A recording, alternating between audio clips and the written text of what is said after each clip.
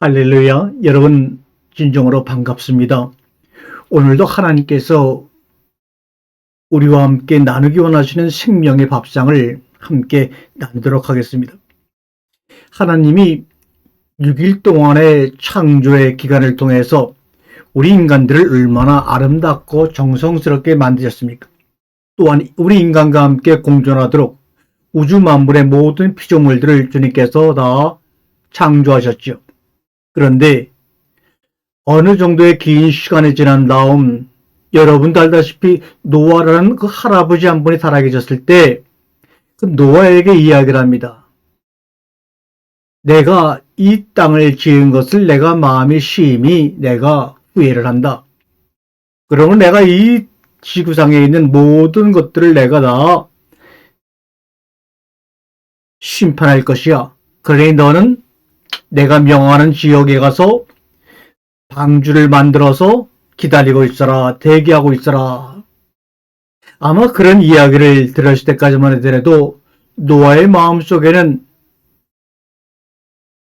이 주변에 있는 이 모든 피조세계와 사람들을 다 죽이리라고까지는 생각을 했을까요?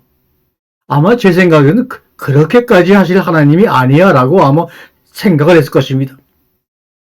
그러면서 노아의 방주를 짓고 보니까 이 방주의 크기가 정말 이 땅에 있는 모든 사람이 들어가기는 엄두도 못 내는 작은 것이죠. 그 노아의 식구들만 들어가서 하나님의 심판을 대기하고 있습니다. 그래서 얼마나 시간이 지나서 땅에 구멍이 열리고 하늘에 구멍이 뚫리면서 비가 쏟아지는데 그야말로 온 지구가 다 물에 잠기는 그러한 이변이 나타났습니다. 우리는 그저 노아의 이야기를 들으면서 노아는 믿음의 할아버지야. 하나님 말씀에 순종한 사람이야. 그 오랫 동안 방주를 지면서 많은 사람들에게 조롱을 당하고 무시를 당했지만 거기에 개의치 않고 오직 하나님만 바라보고 산 사람이야. 이렇게 성경에 기록된 아주 영웅적으로 기록된 그런 사람들에게만 우리가 믿음의 포커스를 맞추다 보니까 그 영웅적인 사람, 노아, 모세, 아브라함 이런 사람을 영웅되게 한 그 주변에 이름도 기록되지 않고 아무도 마음속에 알지 못하는 생각해 본 적이 없는 그런 사람들을 무시하기 쉽습니다. 그러나 영웅적으로 성경에 이름이 기록된 사람, 소수의 사람이건 전혀 우리가 알지 못하는 그런 대다수의 많은 그 무리들도 하나님이 창조한 하나님이 아펀한 하나님의 자녀입니다. 우리는 그 생각을 하지 않습니다. 용서받은 죄인, 용서받지 못한 죄인, 하나님을 믿는 사람, 믿지 않는 사람, 천국에 갈 사람, 지옥에 갈 사람, 구원받은 사람, 구원받지 못한 사람 이렇게 이분법적으로 구분해 놓고 담을 쌓는 경우 얼마나 많이 있습니까? 오늘 여러분 자세히 보세요. 노아 홍수가 점점 물이 차오르면서 동네 작은 등산 같은 산들, 높은 산들, 안데스 산맥들 이런 모든 산맥들이 잠겨가면서 아우성 치며 살려달라고 외치는 노아의 식구 말고 나머지 모든 그 사람들, 그 모든 하나님의 피조물들 이렇게 점점 물에 잠겨 죽어가는 많은 이들을 향한 여러분의 마음은 어떻습니까? 그저 나는 어떻게 하든지 예수 믿고 노아의 방주에 들어가야지, 구원의 방주에 들어가서 구원받고 우리 식구만 하나님 나라 갈 거야. 이런 마음 아닌가요? 노아 홍수 당시 물에 잠겨 죽어가는, 그래서 고함을 외치며 허우적대며 살려달라고 난리를 치는 그것을 바라볼 수밖에 없는 하나님의 마음을 우리가 한 번도 생각해 본 적이 있습니까? 우리가 그러한 하나님 마음을 한 번이라도 생각해 본 적이 있다면 우리는 어떠한 마음을 가질까요? 과연 눈물 흘리지 않고는, 통곡하지 않고는 노아 홍수의 이야기를 우리가 과연 믿고 바라볼 수가 있을까요? 아픈 하나님의 마음 때문에 우리가 우리 자신의 욕망과 탐욕을 위한 기도, 내 자신의 어떤 것을 욕구를 위한 기도를 과연 하나님 앞에 드릴 수가 있을까요? 죽어가는 그들, 주님이 말씀합니다. 죽어가는 그들, 얘들아, 내가 지은 피조물들이 확실해. 내가 낳은 나의 자녀야. 그런데 그것을 바라보고 있는 너희는 어찌 그들을 마치 남처럼 당연히 죄로 죽어가는 하나의 생물로 보고 판단하면서 자만하고 있으니 어쩌면 좋냐? 어쩌면 좋냐? 나는 말이야, 방주에 타고 살아남은 너희가 더 앞으로 걱정이 된단 말이야. 이렇게 말씀하시는 하나님의 음성을 여러분 들은 적이 있습니까? 하나님의 무조건적인 사랑이라고 하는 것은 무비판적인 것이 아니라 끈을 내야 끊어질 수 없는 사랑을 말하고 있는 겁니다. 이것이 또한 우리가 우리의 자녀들을 사랑해야 하는 방법이기도 하고 그렇게 또 사랑을 합니다. 그것이 바로 하나님이 우리를 사랑하시는 방법이기 때문입니다. 오늘 여러분과 함께 차려진 이 밥상의 제목은 우리들 사이에 그 공간을 축복하는 일이라는 제목으로 오늘 밥상을 이렇게 차렸습니다. 또 노아의 이야기를 넘어서 우리가 아브라함의 이야기가 성경에 나오는데 아브라함 이야기의 중심에는 참으로 이해하기 힘든 신비한 점들이 있습니다. 그것을 우리가 제대로 알아야지만 성경을 이해하는데 막대한 영향을 미칩니다. 여러분, 아브라함은 누구였으며 그는 도대체 왜 선택되었는가? 성경에는 그 대답이 명확하게 나와 있지를 않습니다. 우리는 명확하게 나와 있지 않는데도 불구하고 그저 그냥 들은 대로 아브라함은 믿음의 조상이야. 그러므로 믿음으로 하나님께 선택되었어. 이렇게 우리가 말을 하지만 여러분도 보다시피 아브라함의 창세기 12장 이후 죽을 때까지 그 감정의 기복, 삶의 기복을 보게 되면 이 정도라 그러면 나도 좀 웬만큼 할 수 있지 않을까? 라는 생각이 들지 않았습니까? 아브라함은 보세요. 노아처럼 그 당시에 올바르고 완벽한 사람이라고 묘사된 적이 없어요. 창세기 6장 9절에 하나님은 노아를 향해서 정말로 당시에 올바르고 완벽한 의인이라고 말씀했습니다. 또한 젊은 모세는 불의에 맞서 충돌에 물리적으로 개입하며 저항했던 사람입니다. 그런데 아브라함에게는 그런 모습조차도 없습니다. 그런 다윗처럼 이스라엘 백성을 위해서 하나님의 이름으로 싸운 승리의 군인도 아니었고 이사야 선지자처럼 비전을 갖고 있지도 않았던 사람입니다. 그런데도 불구하고 왜 아브라함을 주님은 선택했을까? 그 이유를 성경에서는 오직 한 곳에서만 하나님이 왜 그를 선택하셨는지를 언급합니다. 그 성경이 바로 창세기 18장 17절과 19절까지의 말씀에 기록되어 있습니다. 제가 한번 봉독해 올리겠습니다. 주님께서는 속으로 이런 생각을 하셨습니다. 내가 장차 하려는 일을 어찌 아브라함에게 숨기랴. 아브라함을 선택한 이유가 있습니다. 내가 장차 아브라함을 통해서 하려는 일을 어찌 너에게 숨기겠느냐. 아브라함은 강대한 민족이 되고 세상 민족들은 아브라함의 이름을 부르며 서로 복을 빌 것이 아닌가. 나는 그로 하여금 그의 자손과 그의 뒤를 이을 가문에게 옳고 바른 일을 지시하여 이 하나님의 가르침을 지키게 하려고 그를 뽑아 세우지 않았던가. 그러니 나는 아브라함에게 약속한 것을 그대로 이루어 주어야 하리라. 우리는 이 말씀을 읽을 때도 아브라함을 강대한 민족이 되게 하시고 복을 받게 하실 것이다. 여기에다가 키포인트를 맞춰서 아브라함 대신 자기를 집어넣기도 하고, 옳고 바른 일을 지시해서 행하도록 하려고 선택했다. 여기에 또 포인트를 맞춰서 행함으로 순종하려고 합니다. 그러나 여러분 보세요. 강대한 민족이 되고 아브라함의 이름을 부리며 서로 복을 받게 하고 옳고 바른 일을 지시하는 것 다 좋지만 그 중심에 그의 자손과 그의 뒤를 이을 가문이 존재하지 않으면 아무런 효과가 없고 감당할 수 없는 겁니다. 이 창세기 18장 17절과 19절 사이의 키포인트는 하나님이 중심을 두고 강조한 단어는 뭐냐? 그의 자손과 그의 뒤를 이을 가문, 이런 말입니다. 아브라함을 통해서 태어난 그의 자손과 자손이 번성할 이어질 가문의 바로 이 문장의 키포인트입니다.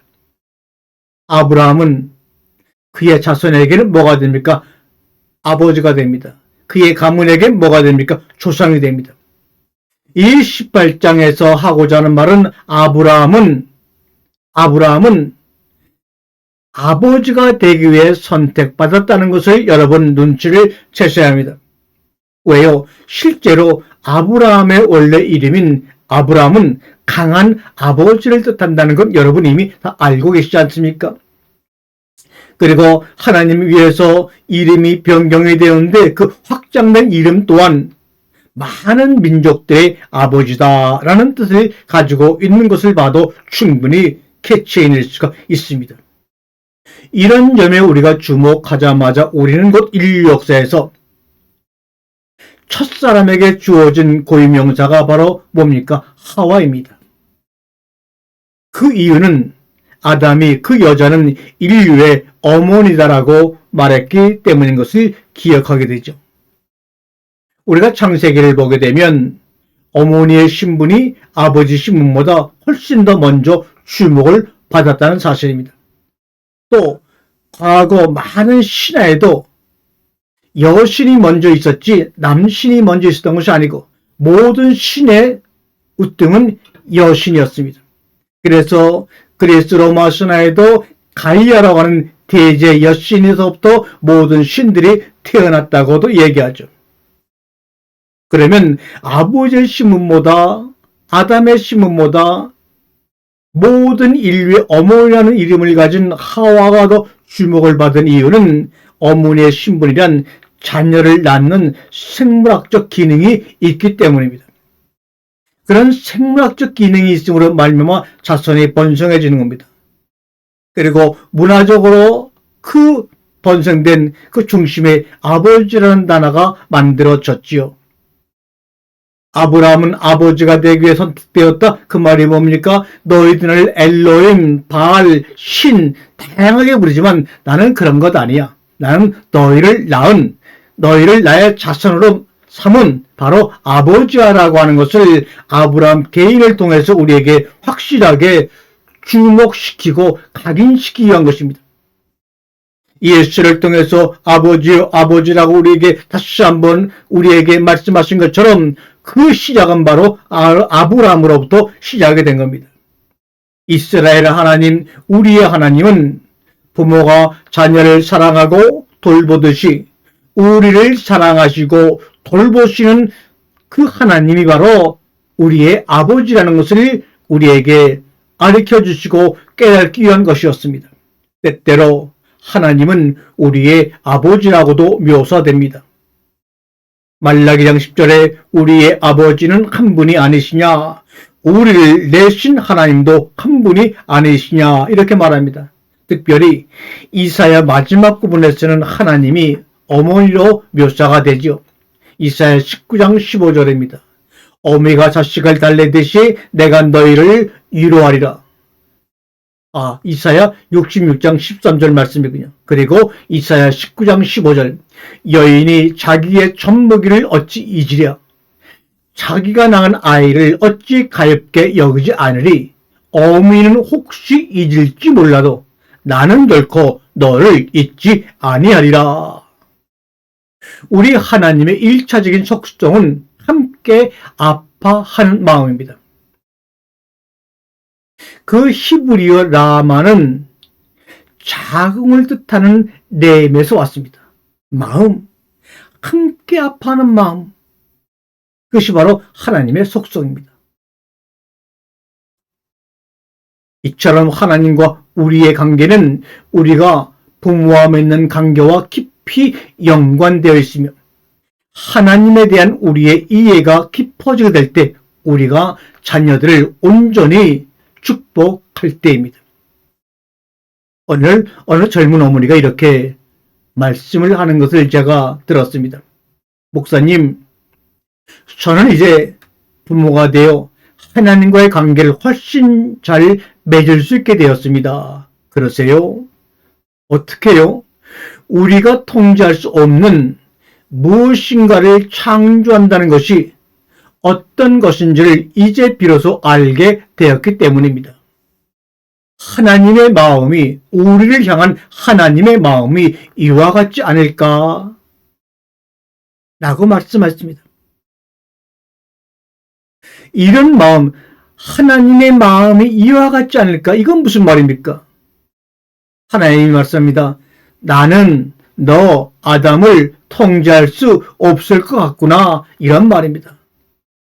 우리가 자식을 낳고 그들이 성장하기 전까지는 부모의 품 안에서 부모의 통제가 가능하지만 어느 정도 독립할 나이가 되고 독립하게 되면 자녀는 부모의 품의 울타리를 벗어나서 부모의 마음대로 할 수 없는 것이 자식이라는 것을 우리가 알지 않습니까? 하나님도 아담을 향해서 아담아, 아담아, 내가 너를 이제 통제할 수가 없을 것 같구나.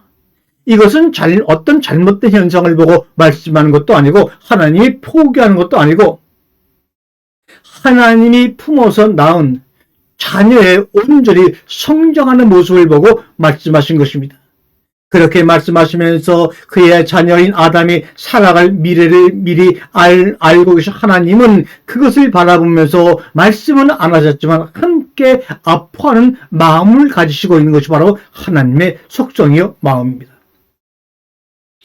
오늘 여기서 우리는 아브라함 이야기를 매우 이해하기 어렵게 만드는, 아브라함의 이야기를 묵상하면서 제대로 된 질문을 던져본 분들이라면 이해하기 어렵게 만드는 두 가지 이유를 함께 나누고자 합니다. 첫 번째는 아브라함은 하나님으로부터 그의 아버지를 떠나라는 말씀을 들은 아들이기 때문입니다. 아버지를 떠나라? 저 노쇠한 나이 먹은 아버지를 떠나면 어떻게 해? 저 아버지는 어떻게 하지? 창세기 12장 1절의 말씀입니다.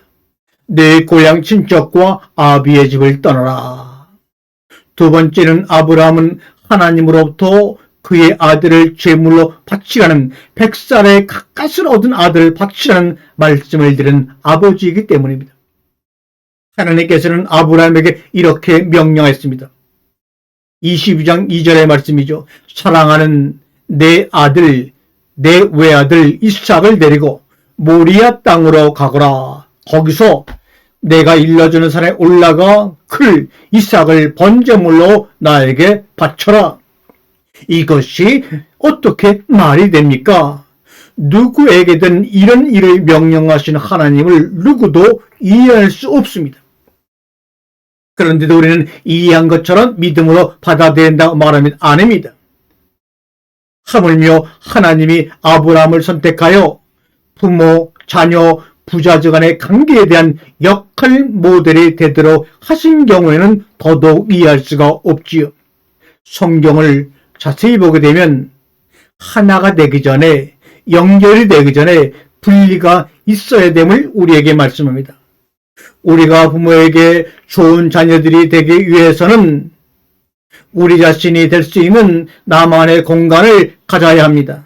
또한 우리가 좋은 부모가 되기 위해서는 우리 자녀들이 자기 자신만이 될 수 있는 공간을 허락해 주어야 합니다. 나는 아브라함이 사실상 그의 아버지 데라가 이미 갈대아 우르로부터 시작한 그 이상을 계속해서 이어갔다고 생각합니다. 그러나 우리가 이것을 인식하기 전에 우리가 어느 정도 성숙할 필요가 있는데요. 왜냐하면 우리가 이 말씀을 처음 읽을 때, 처음 들을 때는 아브라함이 완전히 새로운 여정을 시작하려던 것처럼 보이기 때문입니다. 아브라함은 유명한 미드라시 전통에서 보면 그의 아버지의 우상들을 망치로 깨버린 우상 타파주였다고 미드라시에 나와 있습니다. 우리는 나중에야 비로소 우리의 청소년기의 반란들에도 불구하고 우리가 젊었을 때 생각했던 것보다 훨씬 더 우리들이 부모를 닮았다는 것을 이해하게 되죠. 이것을 이해할 수 있기 전에 먼저 부모와의 분리가 일어나야 합니다. 그래서 아담과 이브는 부모를 떠나 이렇게 말합니다. 또한 아담과 이브는 에덴 동산에서 분리되어 나왔습니다. 또한 이삭을 결박한 경우도 마찬가지입니다. 저는 오랫동안 이 이야기의 요점은 아브라함이 아들을 바칠 만큼, 100살에 얻은 외아들을 바칠 만큼 하나님을 매우 사랑했다고 생각했습니다. 그런데 자세히 바라보니까 그 뜻 외에도 더 깊은 뜻이 있는 것을 발견했습니다. 아브라함이 아들을 바칠 만큼 하나님을 매우 사랑했다는 것이 아니라 하나님께서 아브라함에게 자녀들을 아무리 사랑한다 하더라도 자녀들을 소유하는 것이 아니라는 점을 이 본문에서, 이 사건에서 우리에게 가르치신 것이라고 다시 한번 주장합니다. 처음 인간들의 자녀를 가인이라고 부른 이유는 그의 어머니 화가 내가 여호와의 도움으로 내가 아들을 얻었구나, 창세기상 1절에 그렇게 말했기 때문입니다. 부모가 자녀를 소유한다고 생각하면 그 결과는 크니 비극적입니다. 가인의 결과가 뭡니까? 동생 아벨을 죽이는 비극이 일어났습니다. 사랑하는 성도 여러분, 성경은 우리에게 말합니다. 하나가 되기 위해서, 연결되기 위해서 처음에는 먼저 분리하고 그 다음에 결합한다는 사실입니다. 처음에는 각자를 개성화시키고 그 다음에 관계를 맺습니다. 이것이 성경이 우리에게 말하는 부모와 자녀, 하나님과 우리의 관계의 아름다웠고 정상적인 모습입니다. 우리는 하나님이 아닙니다. 또한 하나님은 우리가 아닙니다. 우리로 하여금 하나님과 건강한 관계를 맺게 하는 것은 하늘과 땅 사이에 놓인 분명한 경계선들입니다. 우리 히브리서 성서 속에 등장하는 등장인물들의 매우 두드러진 점이 무엇이냐? 그들이 하나님과 대화할 때에도 그들은 여전히 자신의 모습을 유지하고 있다는 점입니다. 하나님은 그들과 대화하면서 그들을 독자적으로 우리들을 압도하지 않으시는 아버지이십니다. 하나님은 우리가 우리 자신으로 되게 하려고 공간을 만드십니다. 에덴 울타리를 벗어나는 것도 우리 자신으로 자신이 되게 하는 공간으로 내보내신 하나님의 축복이지 죄로 인해 쫓겨남을 당한 것이 아닙니다. 다시 한 번 말씀드립니다. 에덴 울타리를 벗어난 것도 내어보낸 것도 쫓겨났다는 표현을 쓰신 것도 우리 자신이 되게 하는 공간으로 내어보내신 하나님의 배려입니다. 아브라함은 우리와 마찬가지로 자신이 아버지로부터 얼마나 많은 빚을 지고 있는지를 이해할 수 있기 전에 자신을 아버지로부터 분리시켜야만 했습니다. 그는 자신을 아들 이삭으로부터 분리시켜서 아들이 단지 아브라함의 복제품이 아니라 100살에 낳은 믿음의 자식이 아니라 이삭 자신이 되게 해야만 했습니다. 코즈코의 라비 무나햄 멘델은 이렇게 독특한 표현을 썼습니다. 만일 내가 나이기 때문에 나라면, 또한 당신이기 때문에 당신이라면 나는 나이며 당신은 당신이다. 그러나 만일 당신이 있기 때문에 내가 나이며 내가 있기 때문에 당신이 당신이라면 나는 내가 아니며 또한 당신은 당신이 아니다. 좀 복잡한 것 같지만 깊이 생각하면 귀한 말씀입니다.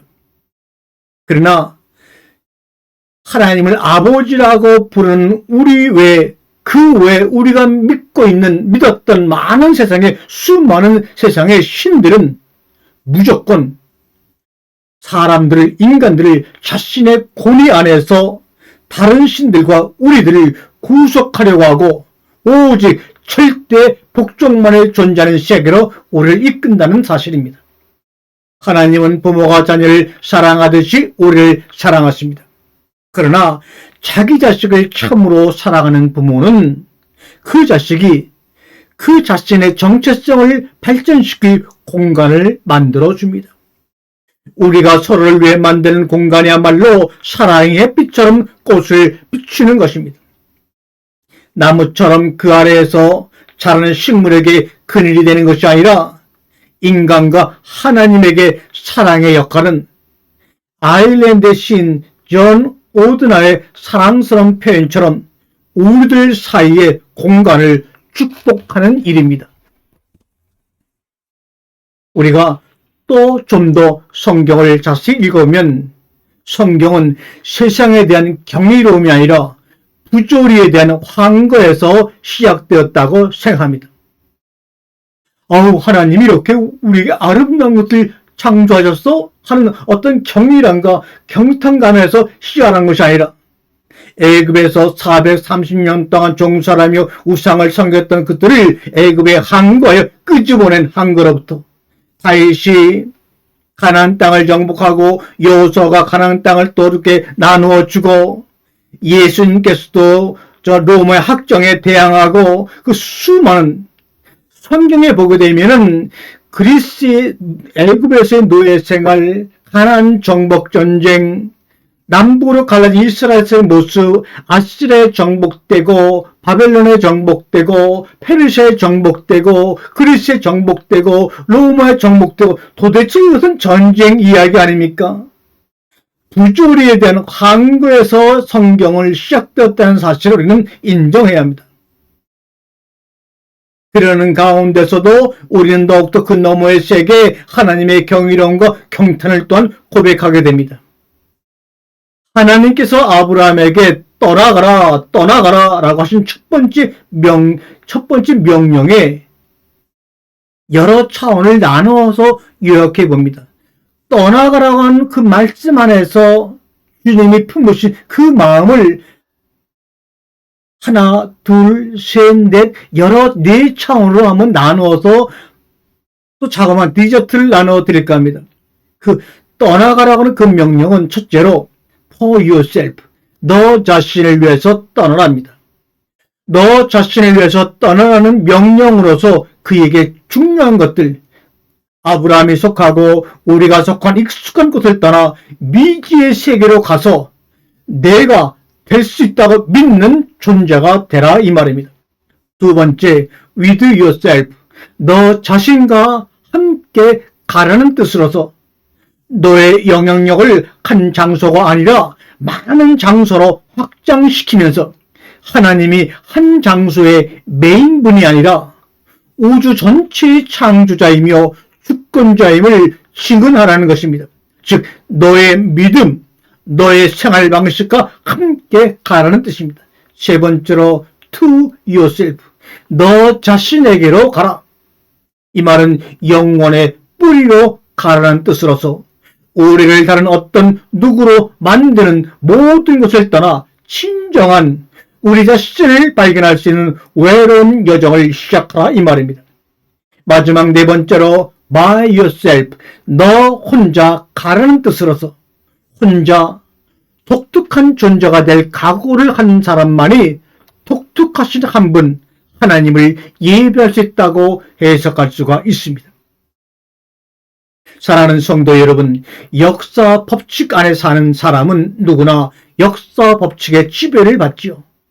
또 자연적인 것은 해제와 몰락을 겪으며 이것이 모든 문명에서 벌어지는 현실이지만 아브라함은 쇠퇴하거나 몰락하지 않는 영원한 백성의 아버지가 되었다고 성경은 말하고 있습니다.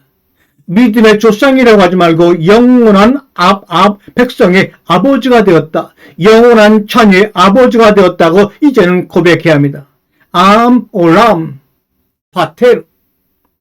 따라서 너 혼자 가라는 명령은 남들과 다르게 될 용기를 갖는 것, 시대의 우상들에 도전하는 것이라고 말하고 있습니다. 많은 사람들이 많은 신을 믿던 다실론 시대에는 그것이 바로 너 혼자 가라는 그것이 우주를 하나의 창조적 의지의 선물로 보는 것을 뜻했으며, 많은 사람을 노예로 부르던 뇌제 시대에는 너 혼자 가라는 그 말씀이 하나님의 이름으로 현상 유지를 수용하기를 거부하는 것을 뜻했고, 대신에 하나님의 이름으로 그것에 도전하는 것을 의미했습니다. 또한 권력을 숭배하는 시대에는 너 혼자 가라는 것이 힘없는 이들인 가부와 고아와 낯선 이들을 돌보는 사회를 건설하는 것을 의미하기도 했습니다. 사랑하는 성도 여러분, 끝없는 전쟁이 인류를 시험할 때는 그것이 평화를 위해 수고하는 것을 뜻했습니다. 오늘날처럼 철저하게 개인주의 시대에는 그것이 우리가 소유한 것이 우리를 규정하는 것이 아니라 우리가 나누어주는 것이 우리를 규정하며, 우리가 구매하는 것이 우리를 규정하는 것이 아니라 우리가 주는 것이 우리를 규정한다는 것을 안다는 뜻이 바로 너 혼자 가라 이 말입니다. 기호와 욕망보다 더 높은 무엇이 있다는 것을 안다는 것이라고 우리에게 아브라함의 이야기를 통해서 오늘 이 시간 밥상으로 우리에게 먹이고 말씀하고 계신 것입니다. 아멘.